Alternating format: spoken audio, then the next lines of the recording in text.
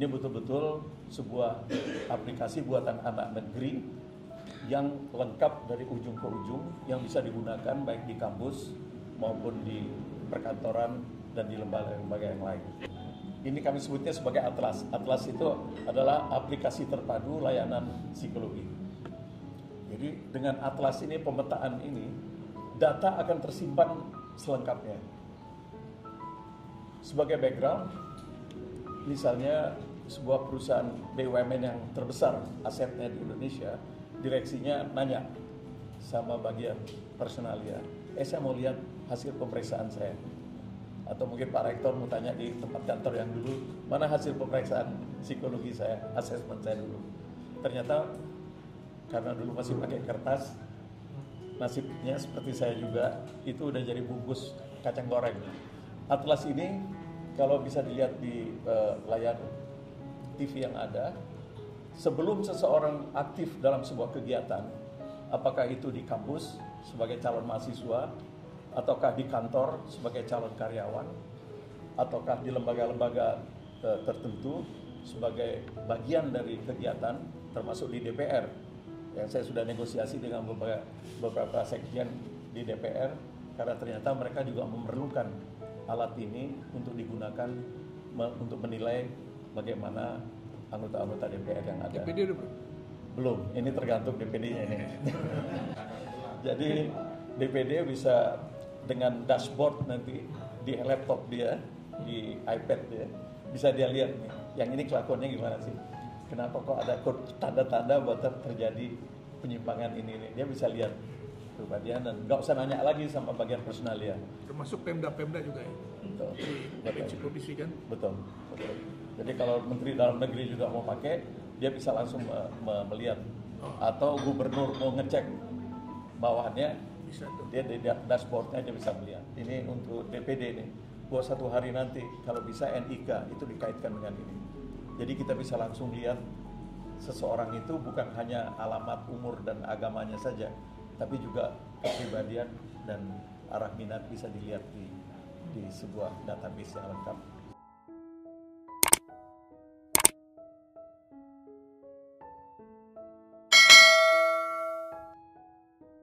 Assalamualaikum warahmatullahi wabarakatuh, sahabat semua. Alhamdulillah hari ini kami kedatangan sahabat kami Dr. Rahmat Ismail dan tim untuk mempresentasikan platform terpadu karya anak bangsa yang memanfaatkan information technology dan artificial intelligence dalam melakukan asesmen yang sangat dibutuhkan oleh lembaga atau institusi. Terima kasih atas kedatangannya dan untuk itu kita sedikit ingin mendapatkan penjelasan dari Dr. Rahmat Ismail. Dipersilahkan. Bismillahirrahmanirrahim. Assalamualaikum warahmatullahi wabarakatuh. Alhamdulillah, akhir tahun yang lalu kami selesai membuat sebuah platform mengenai asesmen psikologi dan asesmen yang mapping umumnya, di mana seluruh data dapat diambil, kemudian tersimpan mulai dari seleksi awal sampai proses seseorang dalam kuliah atau dalam bekerja hingga kepada akhirnya, itu semua tersimpan dalam sebuah rangkaian data yang tersimpan di bank data. Jadi seluruh pengambilan, seluruh absensi, seluruh sikap dan sebagainya itu akan ada dalam sebuah platform, dan platform ini bisa dilihat insya Allah kalau itu tersimpan bisa seumur hidup. Artinya selamanya akan tetap ada. Sehingga catatan tentang manusia yang dicatat oleh malaikat rakib dan atid itu kita copy sedikit khusus mengenai jadi bagaimana mengenai kepribadian, bagaimana arah minat, bagaimana inteligensi itu bisa tercatat dan selamanya, sehingga kita bisa melakukan koreksi diri atau dalam sebuah perusahaan bisa digunakan dan dimanfaatkan, atau organisasi kemasyarakatan kita bisa melihat bagaimana potensi dari anggota-anggota kita. Sehingga termasuk bukan hanya itu ya, kepada lembaga-lembaga pemerintah bisa ya? Iya. Di DPR, di DPD. Betul sekali. Jadi dengan adanya undang-undang sekarang, Undang-Undang Nomor 23 tahun 2022 mengenai pendidikan dan layanan psikologi ini akan menjadi sebuah aplikasi IT yang bisa langsung dimanfaatkan dan kemudian bisa dilakukan terapan dengan konkret di segala lini. Karena di Republik ini dari pegawai tadi saya sampaikan, pegawai kecil di istana sampai presiden semua ikut psikotes. Tapi datanya tidak tersimpan dengan baik. Nah, dengan platform ini semua data nanti akan tersimpan dan akan bisa dilakukan evaluasi dan dibaca oleh atasan dan orang yang berhak pribadinya dalam sebuah dashboard yang sangat mudah dibaca. Ya, sangat mudah dibaca. Kita akan seleksi, udah nggak susah-susah lagi.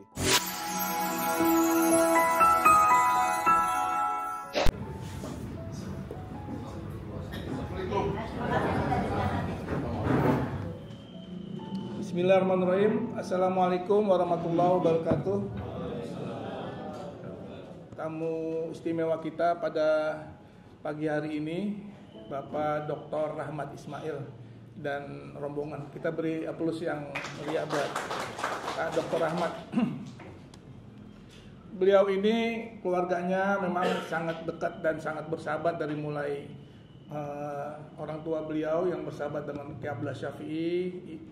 Pak Dr. Rahmat pun juga sangat bersahabat dengan dan udah seperti keluarga lah dengan kami ya, khususnya sama ibunda almarhumah, dan juga beliau yang menjadi wasilah kita ketika saya dan adik-adik beserta almarhum Kak Reja bertemu dengan Pak Dr.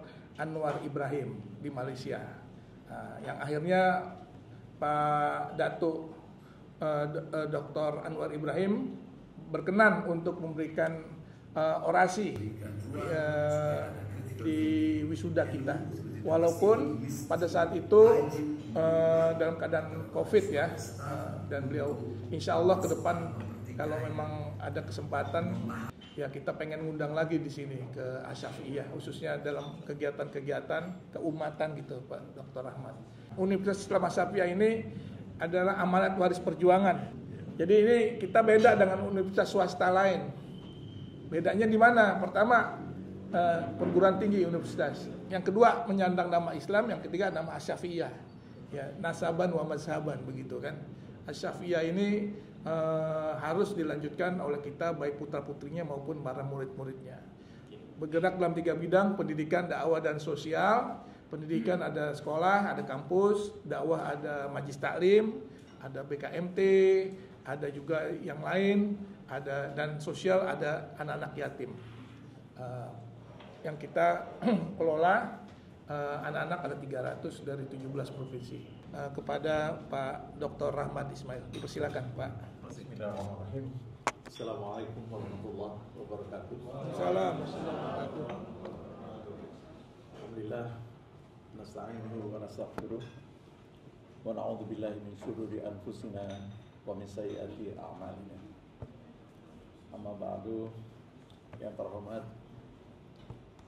Profesor Dalami, karena kakek beliau dan orang tua saya bersahabat sejak zaman kemerdekaan dulu, dan mereka selalu bersama-sama tanpa kita ketahui. Persahabatan itu berakhir sampai akhir hayat.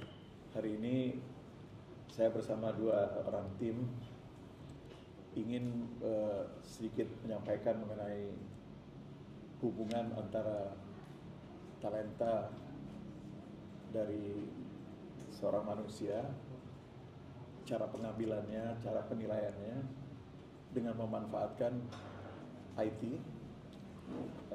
dan ini mungkin bisa diawal dari judul. Dan kegiatan ini sebenarnya ya di situ. Kami sebutnya sebagai SIKU.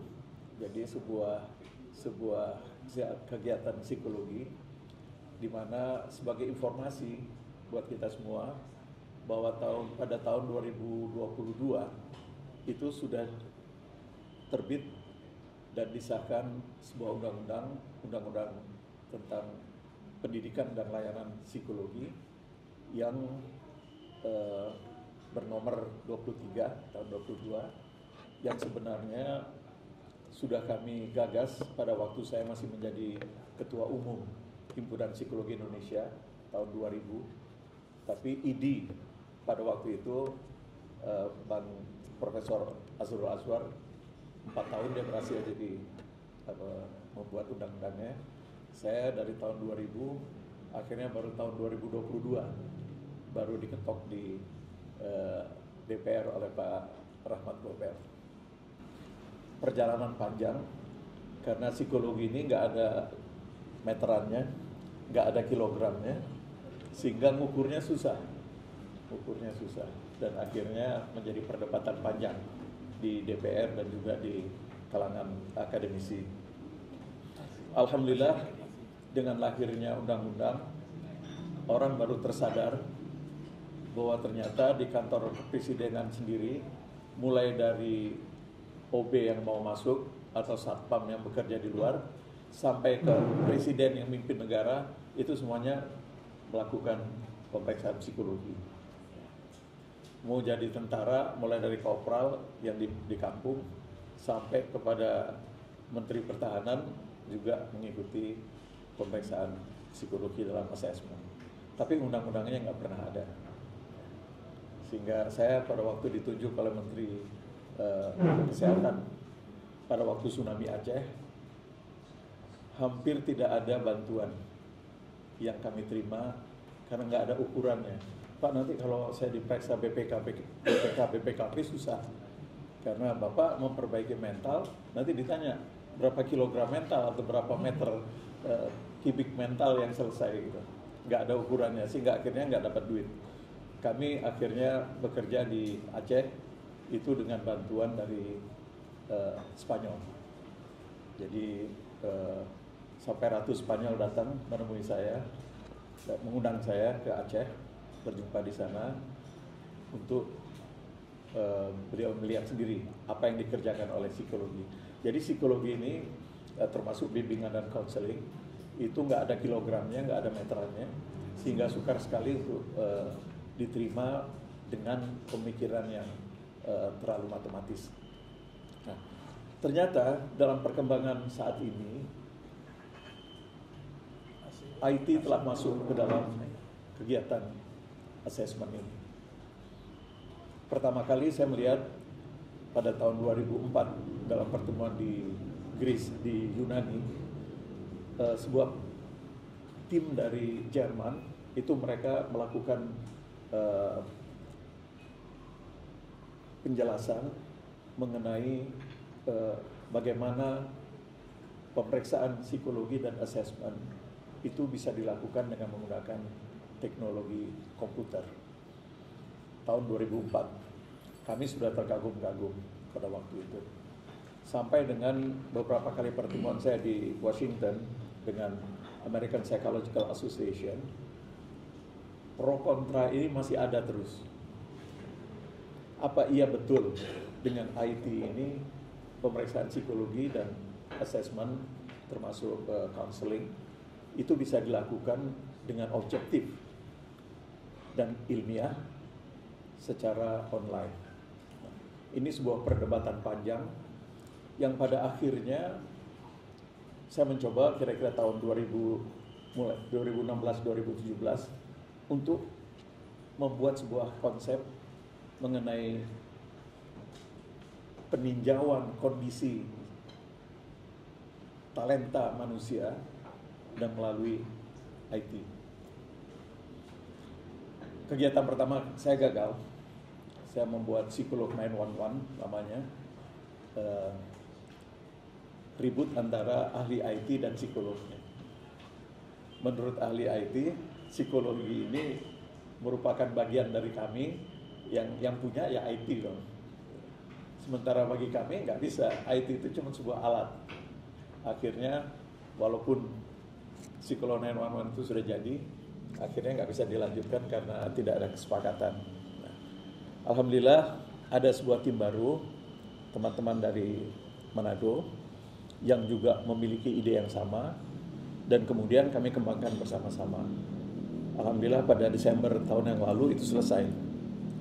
Jadi kami ingin membantu masyarakat untuk bisa mengenali dirinya tidak usah datang ke psikolog lagi, dia bisa pakai HP saja, dan dia tidak usah harus terbang dan menghabiskan waktu di antara jam-jam kerja kalau dia adalah karyawan, kalau dia adalah dosen, atau dia adalah mahasiswa.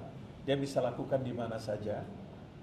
Pada saat dia merasa fit, dia boleh mengikuti assessment, dan kemudian tidak tergantung kepada kecepatan internet.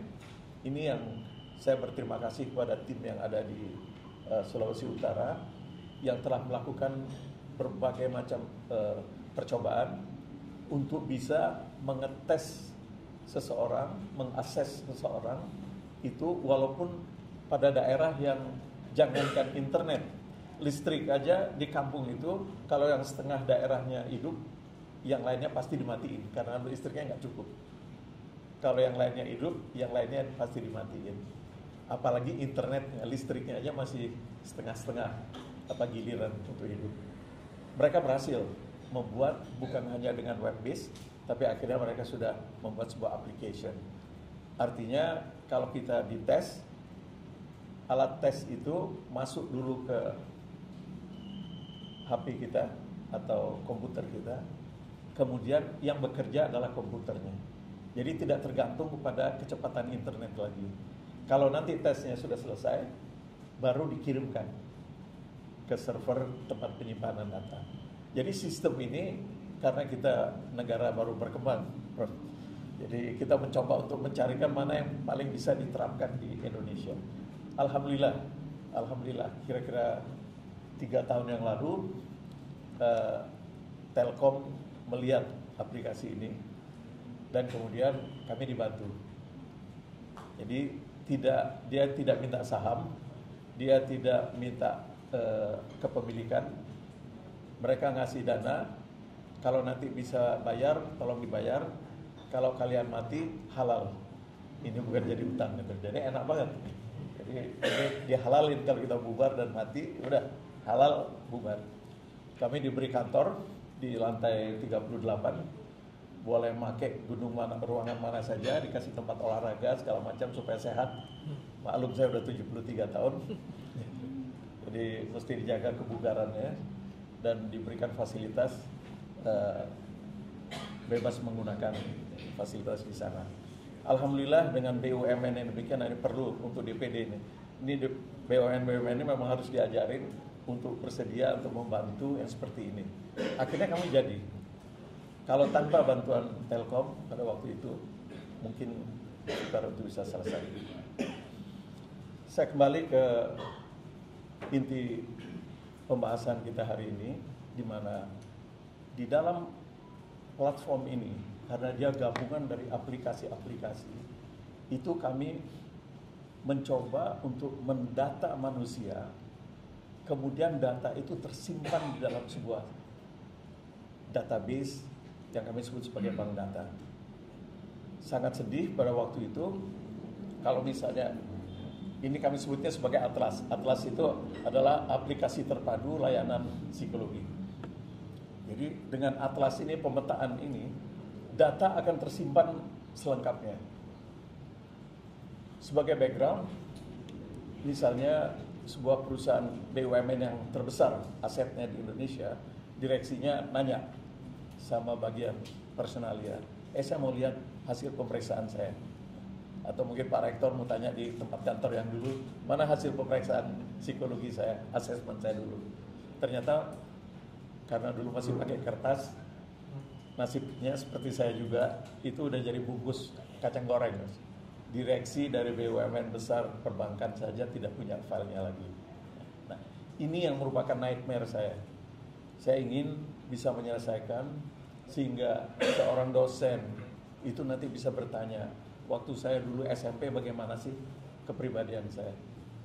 Seorang mahasiswa dia juga bisa bertanya, waktu dulu SMA apa benar saya badung. Dia bisa lihat filenya, dan filenya itu dengan mudah bisa dia lihat di sebuah database yang tersedia. Nah, ini yang kami lakukan, dan untuk guru-guru BK ini akan sangat membantu. Karena biasanya kalau ada orang di kampus atau di kantor sudah datang ke tempat konseling, orang langsung akan bertanya-tanya, Iya, gue denger dia lagi ribut sama bininya tuh, pantas mau cerai kali. Udah ceritanya macam-macam. Padahal dia cuma mau bertanya, ini ada sedikit masalah di kantor ya begini, tapi sudah dihubungkan dengan hal-hal yang sangat jauh dari kenyataan. Ini bisa kita hindari karena sekarang kita tidak pakai tatap muka lagi. Kami di aplikasi ini sudah menyiapkan WhatsApp, kami sudah menyediakan Zoom yang tidak WhatsApp dan tidak Zoom. Jadi di dalam ini kami sudah punya platform sendiri, sehingga kerahasiaan dan kemudian juga ketergantungan kepada aplikasi lain sudah kami hindari.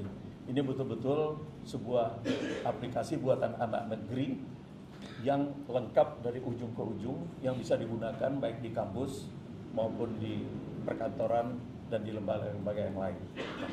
Atlas ini kalau bisa dilihat di layar TV yang ada, sebelum seseorang aktif dalam sebuah kegiatan, apakah itu di kampus sebagai calon mahasiswa, ataukah di kantor sebagai calon karyawan, ataukah di lembaga-lembaga tertentu sebagai bagian dari kegiatan, termasuk di DPR, yang saya sudah negosiasi dengan beberapa sekjen di DPR, karena ternyata mereka juga memerlukan alat ini untuk digunakan untuk menilai bagaimana anggota-anggota DPR yang ada. DPD udah belum?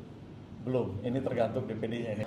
Jadi DPD bisa dengan dashboard nanti di laptop dia, di iPad dia, bisa dia lihat nih, yang ini kelakuannya gimana sih? Kenapa kok ada tanda-tanda bahwa terjadi penyimpangan ini? Dia bisa lihat pribadian dan nggak usah nanya lagi sama bagian personalia. Termasuk Pemda juga ya? Betul. Di provinsi kan? Betul. Jadi kalau Menteri Dalam Negeri juga mau pakai, dia bisa langsung melihat.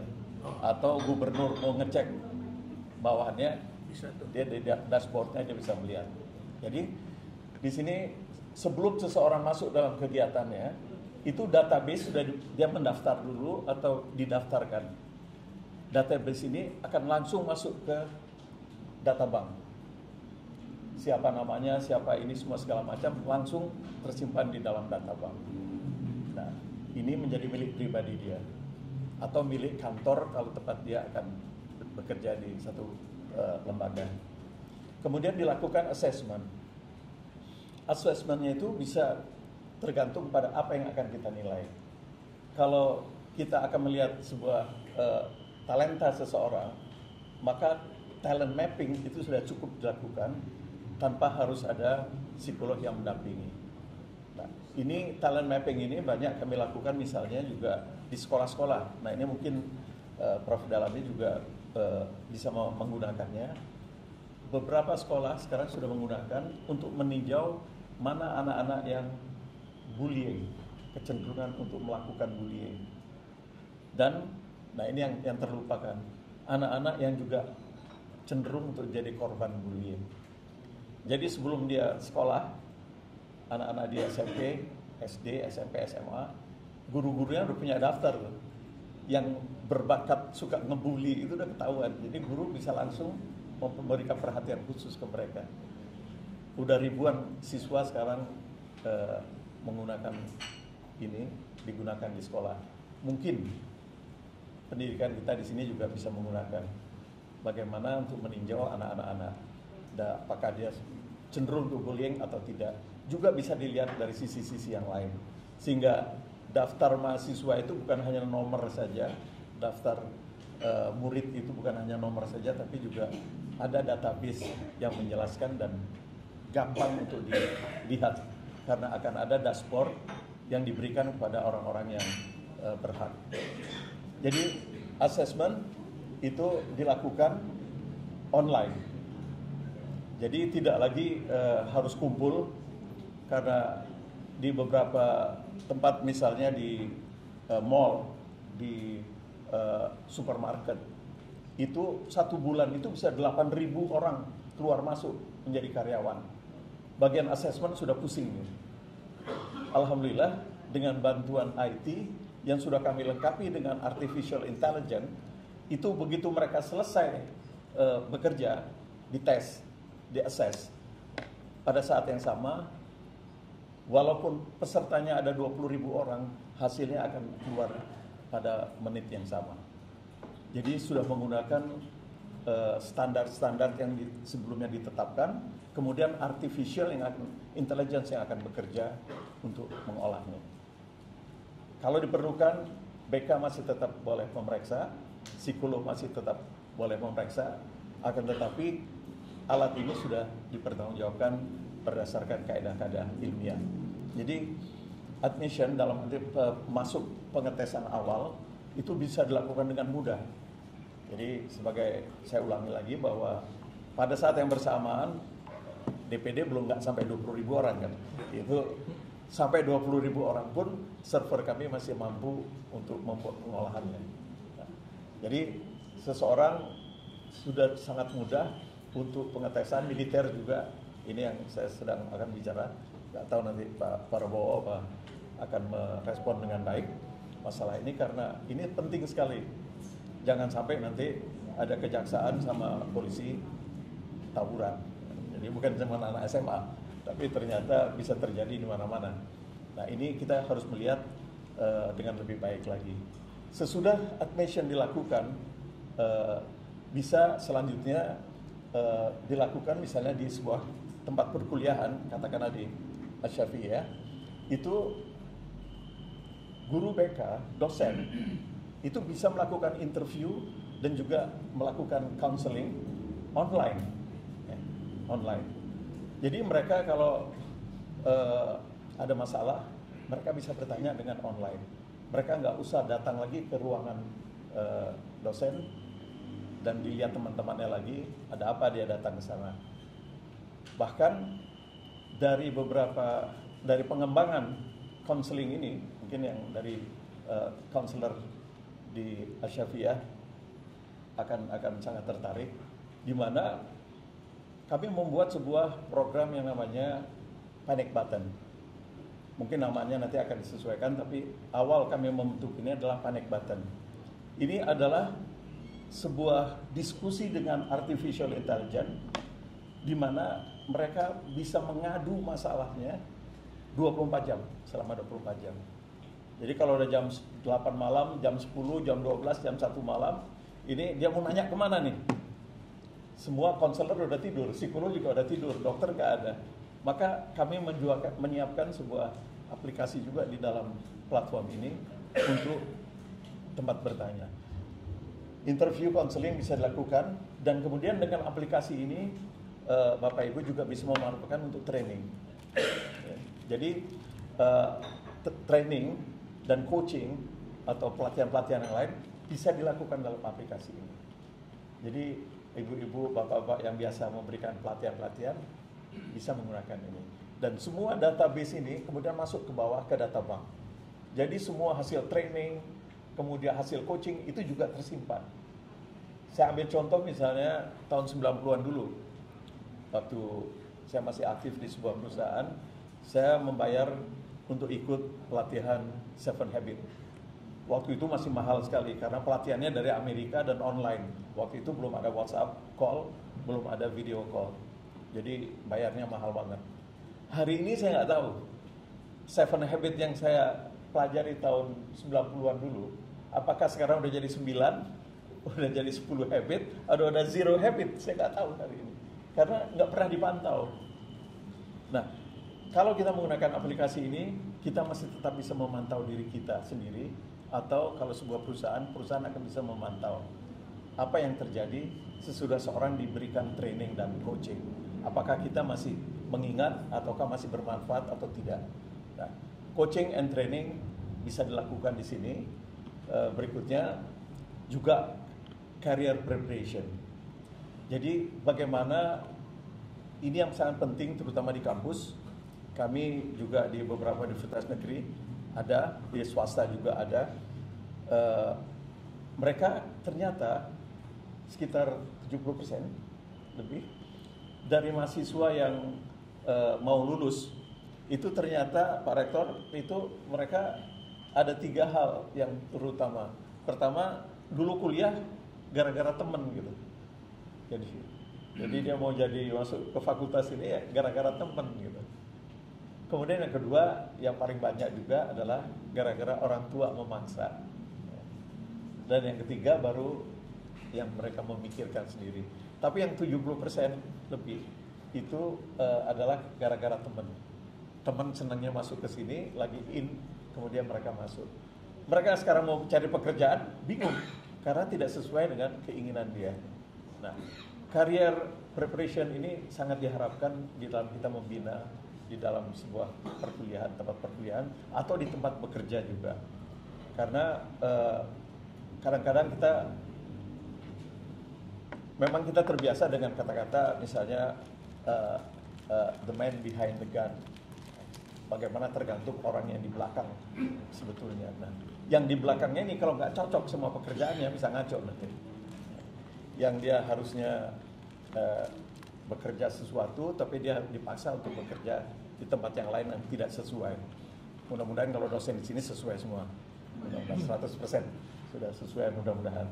Nah, seharusnya juga kita bisa mengakses diri kita.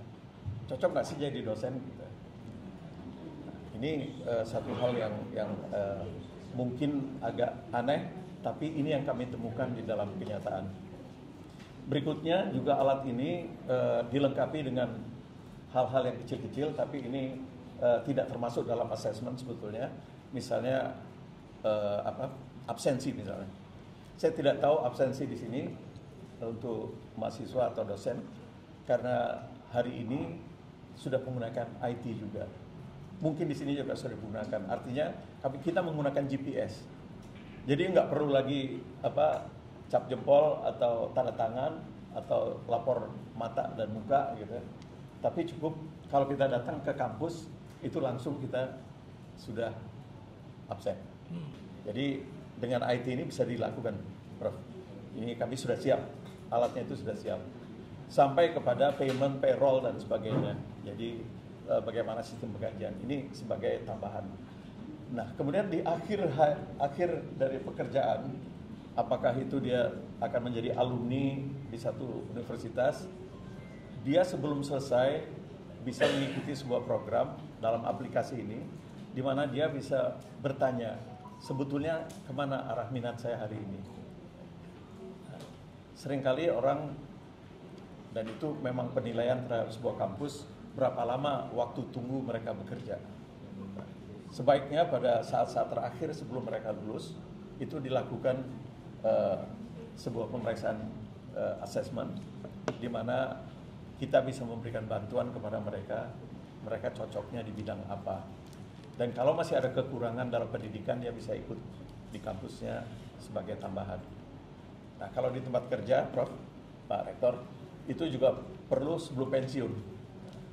Jadi kami juga menyediakan sebuah program bagaimana menjaga kesehatan, karena yang namanya pensiun kan pasti udah mulai uzur ya.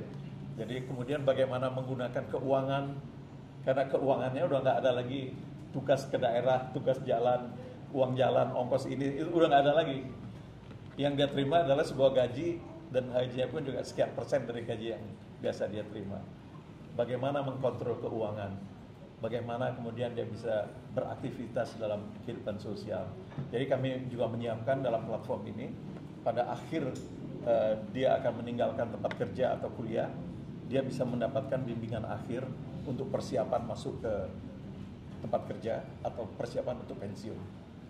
Jadi ini sebuah platform yang alhamdulillah tahun yang lalu sudah dapat kami selesaikan, dan beberapa kampus sudah menggunakan, beberapa lembaga juga sudah memakai, dan hari ini juga tiba-tiba ada sebuah Sukovindo, tempatnya anaknya Pak Zainul Baharul juga itu meminta untuk kami juga membantu mereka di sana. Jadi ini sebuah hasil yang sudah kami kerjakan, dan karena keterkaitan psikologi saya dengan Asy-Syafi'iyah, persahabatan keluarga kami yang selama ini ada, dan hubungan kami dengan Pak Delami, Prof Delami yang begitu intens, saya ingin menjelaskan ini. Saya takut kalau saya nggak sempat lagi datang, udah 73 soalnya. Ini bisa dilanjutkan kalau ada sebuah kerjasama yang baik, dan insya Allah ini akan mempermudah, karena assessment tidak lagi harus tatap muka, dan kami sudah menggunakan kaedah-kaedah psikologi yang benar. pertemuan juga tidak usah menggunakan Zoom atau WA lagi. Database bisa tersimpan, bisa dicek. Dan bayangan kami Pak, ini untuk DPD ini, bahwa satu hari nanti kalau bisa NIK itu dikaitkan dengan ini. Jadi kita bisa langsung lihat seseorang itu bukan hanya alamat, umur, dan agamanya saja, tapi juga kepribadian dan arah minat bisa dilihat di sebuah database yang lengkap. Mungkin ini bisa membantu kerja kita ke depan. Demikian Pak Rektor dan Pak Prof. Dalami, Ketua Yayasan, apa yang bisa kami sampaikan hari ini. Terima kasih. Assalamualaikum warahmatullahi wabarakatuh.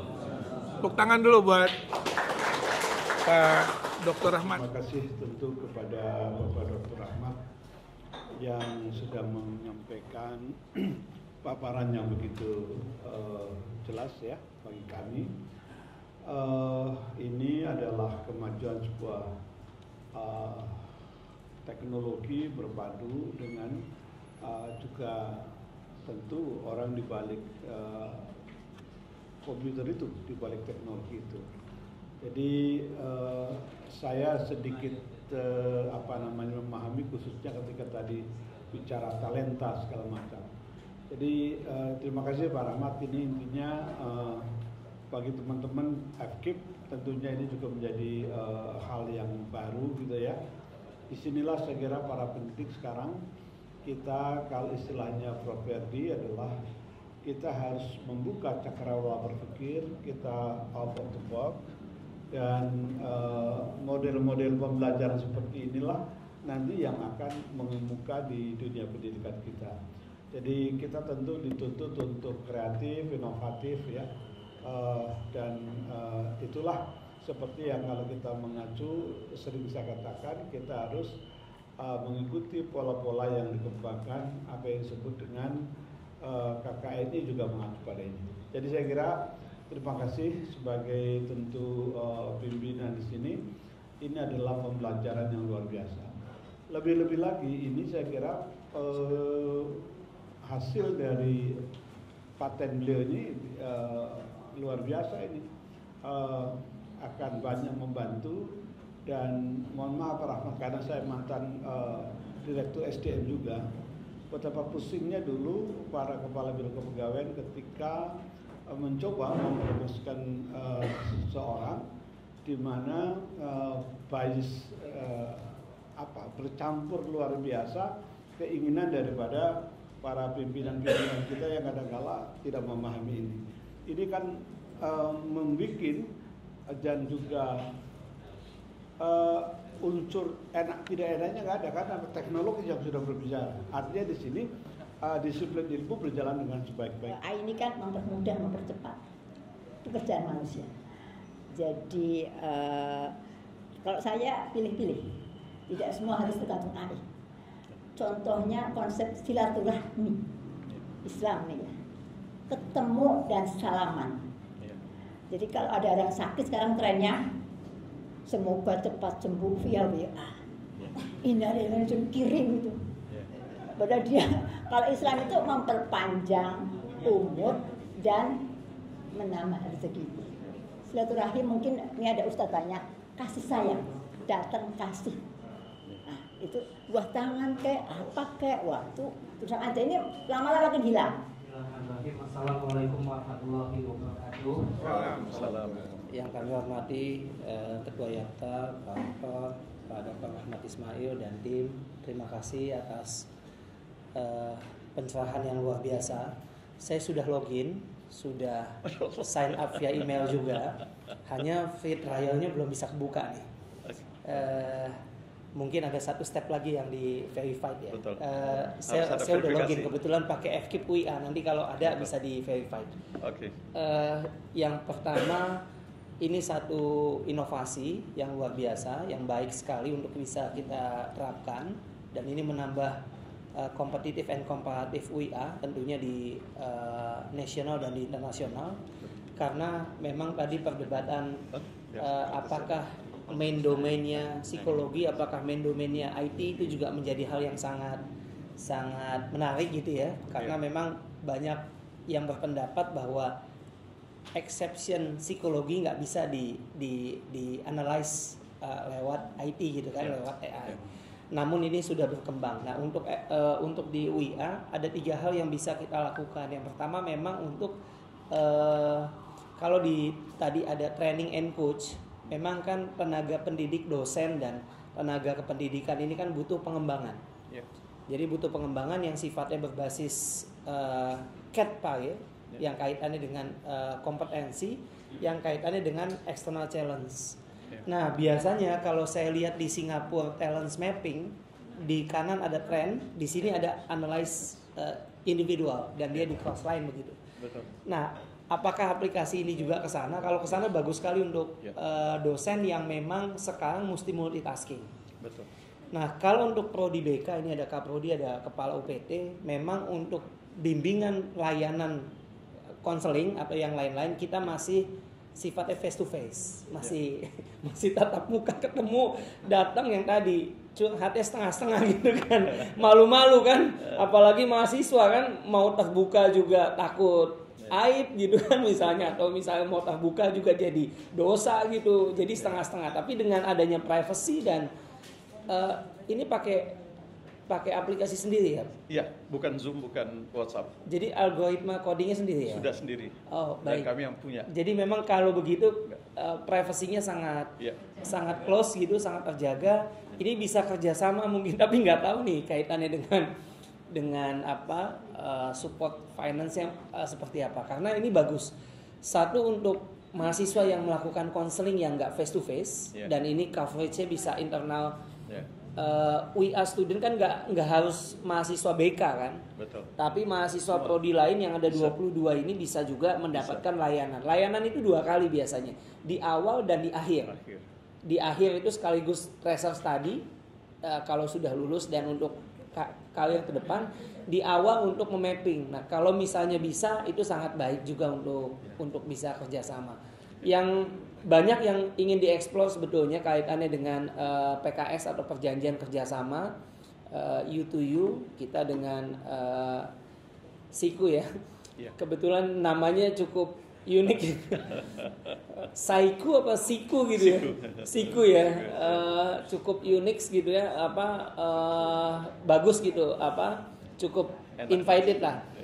Nah, mungkin nanti kalau ada free trialnya pengen tahu, agak kepo sedikit, bukan yang semua, mungkin yang ada aja, untuk bisa ngasih tahu yang lain. Terima kasih, mungkin itu dulu. Bisa jawab dulu. Ya, mungkin dijawab dulu langsung oleh Pak Dr. Rahmat. Silakan.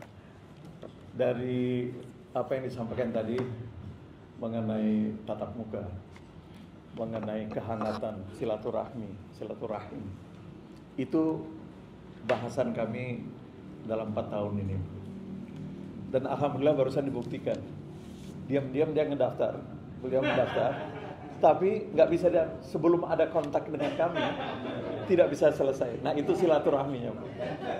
Jadi kami menyatukan antara IT dengan manusia. Jadi ini jawaban saya langsung dijawab oleh Allah. Nggak bisa terus mau main sendiri, nggak bisa. Harus silaturahim dulu dengan kami. Nanti kalau sudah kontak kami, ada hubungan, baru ini bisa berjalan. Jadi itu sudah kami pikirkan, Bu. Ibu nggak usah takut lagi.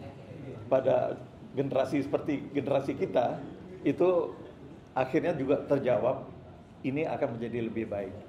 Itu ketemu norma baru. Yang selama ini 54 tahun saya nggak pernah menemukan. Jadi insya Allah dengan IT ini akan jauh lebih bermanfaat. Akan tetapi satu rahim tetap kami jaga. Itu dibuktikan tadi langsung itu. Allah yang membuktikan, bukan saya yang membuktikan. Tapi bahwa ternyata harus silaturahmi dulu. Harus assalamualaikum Pak Rahmat, saya daftar nih. Nah, baru dia ngaku kan. Nah, beliau ngaku, baru terjadi. Jadi silaturahmi tetap kami jaga. Tapi kepentingan IT ini juga, kecanggihan IT ini kami manfaatkan. Dulu terus terang aja waktu kita masih kecil-kecil, saya nggak tahu kalau Prof. Dalami sama Pak Rektor. Saya dulu sempat agak protes sama orang tua saya.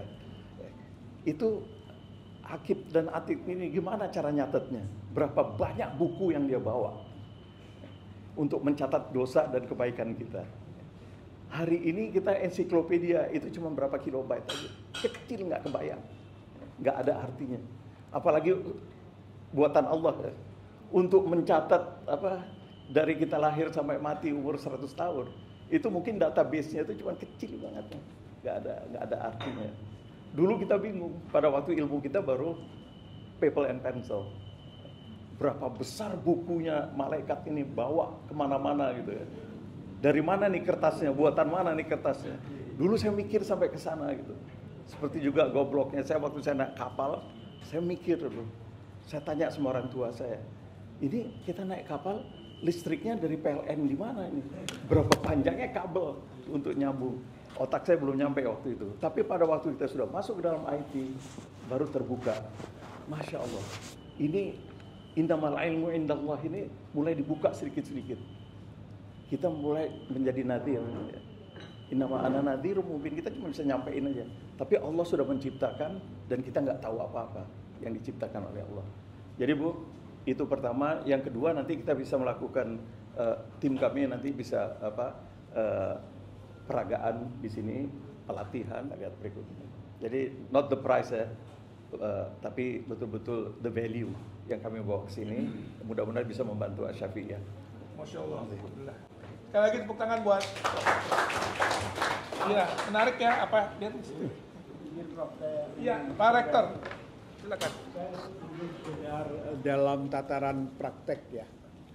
Kami terlibat di BKN dahulu ketika awal memprakarsai apa yang disebut dengan assessment center, yang sekarang tidak lanjutnya assessment test calon PNS itu. Tetapi untuk mereka-mereka yang calon jabatan struktural dulu, sekarang bahasanya apakah administrator, apakah ahli muda, madya, dan seterusnya. Banyak orang nggak tahu bahwasanya disangkanya itu semua adalah sekat-sekat pintu yang nggak bisa menengok sana kemari. Dia lupa ketika seperti itu, komputer berjalan, tahu persis siapa yang nyontek, siapa yang segala macam. Tapi kita yang ada di ruangan nggak tahu.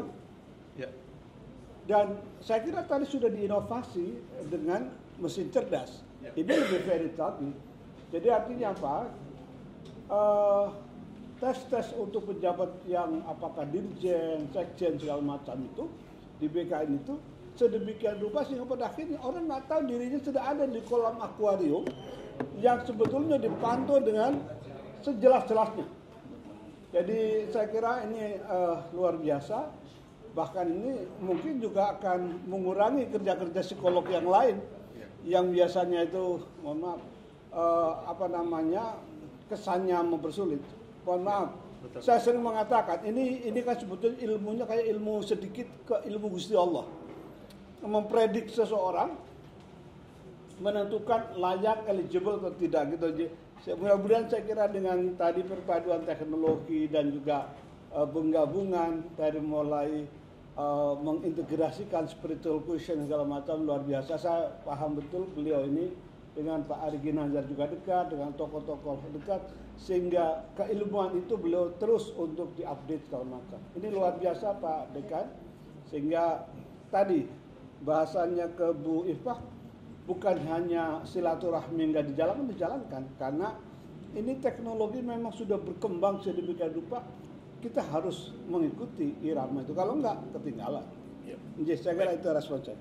Baik, jadi sebelum saya kembalikan jawaban ataupun nanti ada yang mau nanya, ini yang baru datang ini adik saya Dr. Syifa Fauziah, Ketua Umum BKMT, adiknya Ria. Habis saya Ria, ada Lili, ada Syifa.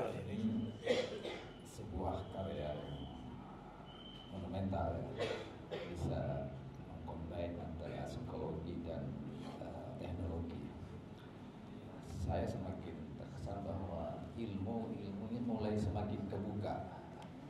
Yang dulunya wama utitu minal ilmi illa qalila, kita kasih ilmu hanya dikit, ini mulai kasiro. Yang mungkin saya tertarik bahwa kalau ini bisa di WA, saya kira sangat banyak banget baik dari di BK ataupun di agama. Saya dari agama, fakultas agama. Karena banyak hal-hal yang mungkin tidak bisa laksanakan secara face to face melalui alat ini, aplikasi ini. Mungkin problematika yang ada di mahasiswa, baik menyangkut masalah konsultasi agama ataupun masalah kehidupannya yang complicated, ya, masalah penempatan setelah lulus cari kerja dan sebagainya, mungkin ini bisa sangat membantu. Yang selain itu kita baru saja punya sistem akademik namanya Seviba namanya. Ya, itu mungkin bisa dikombin dengan Seviba sehingga untuk mengevaluasi atau asesmen dosen, asesmen mahasiswa dan seterusnya ini sangat membantu banget. Jadi bisa dikombin dengan Seviba. Selain itu juga apakah aplikasi ini, saya juga sangat tertarik karena ini masalah psikologi kemudian dikaitkan dengan teknologi.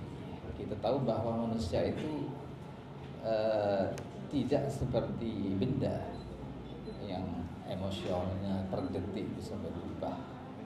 Apakah aplikasi ini bisa mengasesmen kondisi psikologi orang atau masih butuh konselor atau juga mengasesmen pengetahuan, mengasesmen keterampilan dengan aplikasi, atau masih seperti semacam bimbingan konseling tapi based on aplikasi seperti misalnya kayak dokter.com apa beda? Halodoc ya? Halodoc. Mungkin itu saja, dan ini sebuah karya yang bagus, saya senang sekali. Keterlibatan manusia, Prof. Dr. Hadi, itu juga tetap digunakan. Jadi walaupun pengambilan asesmen itu dilakukan secara IT melalui fasilitas IT, pada akhirnya tetap manusia yang menentukan. Nah, cuman masalahnya manusia yang psikolog tadi atau di BK tadi, kalau dia memeriksa, itu kan perlu ada waktu untuk bisa mengambil kesimpulan. Nah, kesimpulannya yang nanti akan diambil oleh bimbingan konseling atau juga seorang counselor atau seorang psychologist itu dibantu oleh IT. Sesudah kita memberikan bimbingan ke alat-alat tes ini, sektor-sektor mana yang akan kita ambil sebagai standar, item-item mana nanti yang akan harus kita perhatikan. Jadi alat ini hanya membantu. Seperti misalnya Bapak Ibu naik mobil atau bahkan sekarang naik motor. Itu kalau zaman dulu, zamannya Prof. Dailami masih suka ngebut naik motor, itu starter kan masih pakai kaki tuh. Harus pakai kaki, diongkel. Zaman dulunya sih diongkel bener ya. Tapi kalau yang sudah zaman-zaman beliau muda itu udah pakai kaki di starter. Hari ini kalau lihat orang begitu orang bingung. Karena sekarang tinggal pencet aja, motornya udah hidup. Jadi nyetirnya tetap ditentukan oleh yang pegang stang, yang pegang setir. Tapi alat bantu ini memudahkan seseorang untuk bekerja lebih cepat. Jadi sama sebetulnya identik dengan itu. Kami cuma menyiapkan pencetan starter sehingga engine ini bisa hidup. Nanti psikolognya yang ngebaca mau belok kiri atau belok kanan.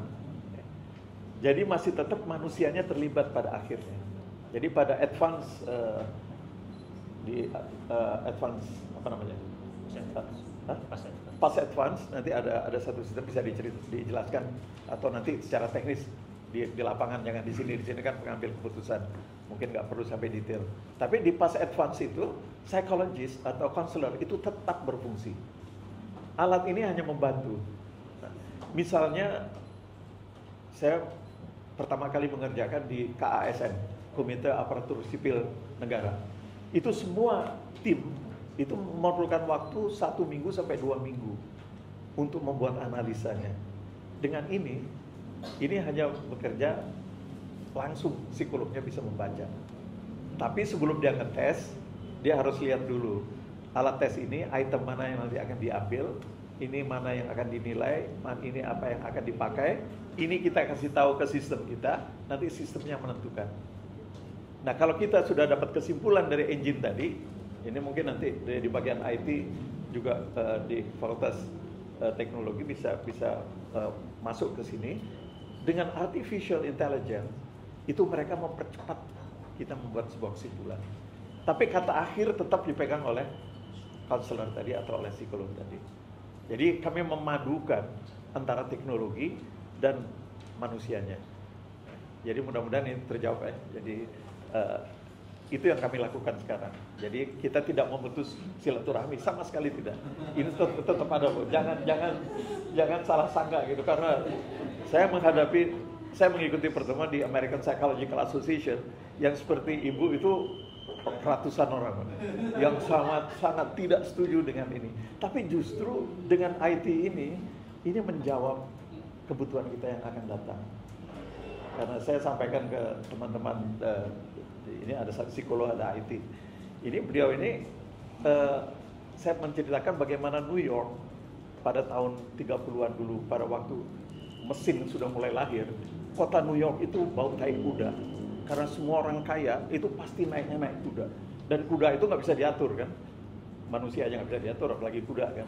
Kadang-kadang buang kotoran di mana-mana, sehingga kota New York itu bau tai kuda. Tiba-tiba datang mesin, ini ribut antara pemilik kuda dan pemilik mobil pada waktu itu. Memang teknologi harus mengorbankan sesuatu, tapi bukan berarti kuda itu jadi barang murahan. Karena Pak Prabowo, kudanya harganya berapa? 5 miliar, 6 miliar. Saya datang ke sana harganya miliaran. Bahkan tukang jaga kudanya Pak Prabowo, saya waktu ngobrol sama beliau di rumahnya di Hambalang, dia cerita, ini ada gadis kecil, ini dulu masih bayi. Bapaknya kerja jagain kuda saya yang ini. Sekarang gadisnya udah gede. Jadi dia bayangin aja, berapa tahun dia tinggal di sini jagain kuda saya. Begitu mahalnya kuda. Sampai harus ada orang dari saya lupa Spanyol atau dari Italia yang jagain kudanya dia di Hambalang. Jadi jangan berkecil hati para pemilik kuda. Kalau kuda itu akhirnya tersingkir di New York, tapi ternyata harganya bisa miliaran hari ini di mana-mana. Nah, jadi saya menggabungkan antara teknologi dan manusianya tetap ada.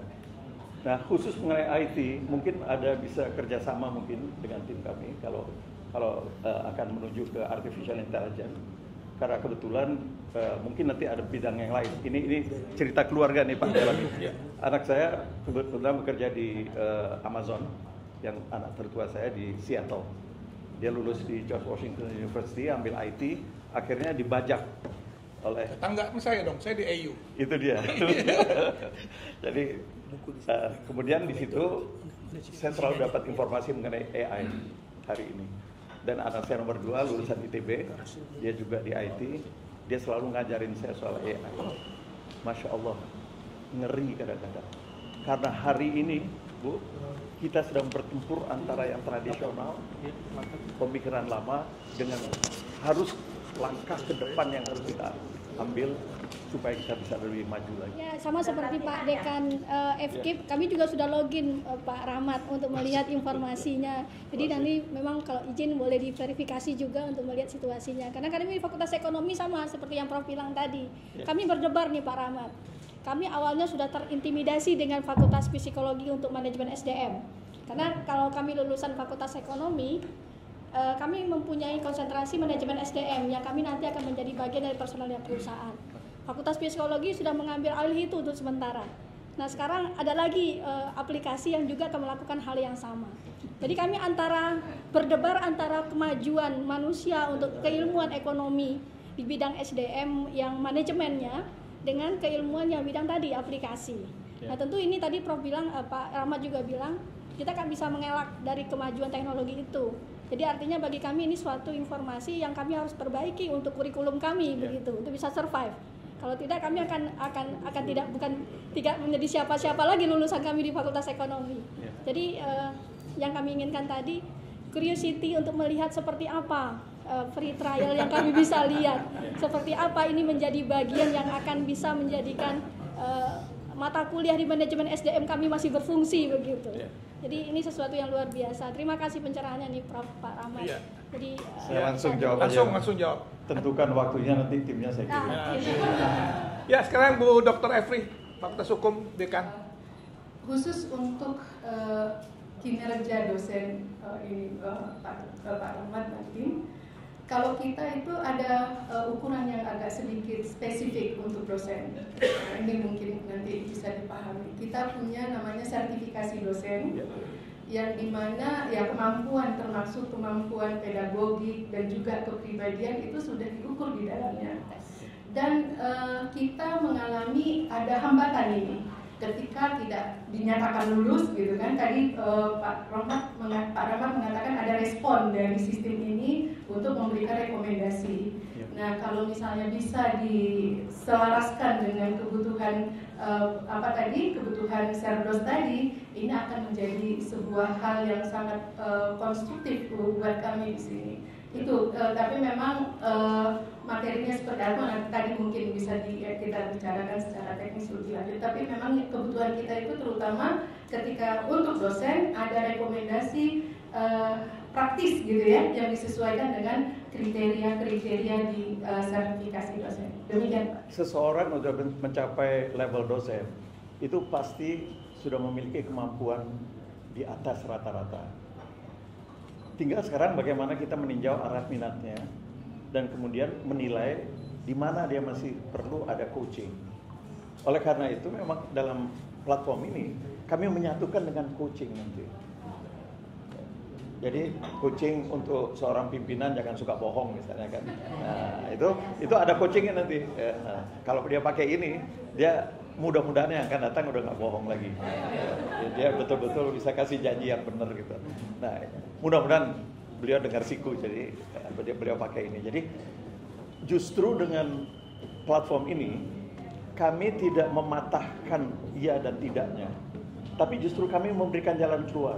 Karena pada level dosen yang sudah mampu itu tadi, inteligensianya pasti di atas rata-rata. Dia nggak mungkin seorang yang debil bisa menjadi dosen, apalagi sudah memiliki sejumlah sertifikat dan sebagainya. Tapi mungkin arah minatnya berbeda dan kemampuan dasarnya ada yang perlu ditambah. Jadi justru dengan platform ini kami akan membantu nanti coaching-coaching apa yang diperlukan di misalnya di ekonomi, ya, supaya tidak dijajah oleh psikologi tadi. Ya, jadi mereka bisa menemukan nanti harus mengetahui apa lagi. Bahan-bahan apa yang harus ditambahkan sebagai materi coaching di sana atau pelatihan-pelatihan khusus. Jadi itu akan sangat membantu dengan kita melihat dengan tepat bagaimana manusianya. Sesudah itu mau kita jadikan jalan keluar. Kami dari Fakultas Ilmu Kesehatan biasanya UIA mengadakan tesnya melalui manual dengan buku yang diisi, kemudian nanti akan dianalisa dan kelihatan mana mahasiswa yang memang bakat jadi perawat, mana yang disuruh orang tuanya, atau karena tidak dapat di mana-mana harusnya kecebur di kita. Nah, saya tertarik dengan di awal seperti itu kita mengetahui, sehingga intervensi selanjutnya apa yang kita lakukan, apakah di dalam siku ini sampai dilakukan intervensinya Pak, sehingga kita mengetahui sejauh mana yang harus dilakukan mahasiswa yang memang ini adalah orang tua yang menyuruh, sehingga nanti akhirnya dia pada akhirnya mau menjadi perawat profesional. Terima kasih Pak. Oke. Jadi ada dua jawaban yang harus saya sampaikan. Pertama, kalau di Fakultas FKM itu Fikes ya. Fakultas Ilmu Kesehatan. Ilmu Kesehatan, oke. Di Fikes itu ada alat tes yang sudah ada dan itu sudah terbukti baik. Kami di platform ini menyediakan sebuah kamar. Ibu boleh pakai, cemplungin tuh alat tes ke sana, nanti IT yang bekerja. Jadi kami bisa membantu kalau ada lembaga-lembaga yang sudah punya alat tes sendiri, seperti misalnya lembaga-lembaga rahasia negara, ya saya nggak sebut tempatnya, dia punya alat tes, silakan cemplungin di sini. Nanti yang bisa pakai cuma dia. Nah itu silakan gunakan kamar di dalam platform ini dan silakan pakai sendiri. Dan kalau Bapak udah bosan, Bapak boleh jualan. Nanti umumin siapa yang mau pakai bayar sama gua. Nah, nanti pembayarannya itu langsung pembayarannya masuk ke sana. Gitu. Jadi ini jawaban pertama nih, di mana alat-alat yang sudah ada itu tidak harus diganti dengan alat yang lain. Jadi dia bisa menggunakan alat yang lama, tes sendiri, tapi sudah IT, sudah menggunakan IT. Itu yang pertama. Yang kedua apa tadi? Untuk intervensi, ya. Ini akan sampai kepada intervensi. Jadi nanti fasilitas di sini dia bisa berdua untuk melakukan atau bisa dibuatkan sebuah desain yang akan masuk ke dalam proses pelatihan. Jadi bisa dua, bisa pribadi langsung atau bisa di dalam sebuah grup untuk pelatihannya yang bersama-sama. Jadi intervensi tetap akan ada dan manusia tetap berfungsi. Kami tidak rubah dia jadi nomor, tapi dia tetap manusia. Makasih. Baik.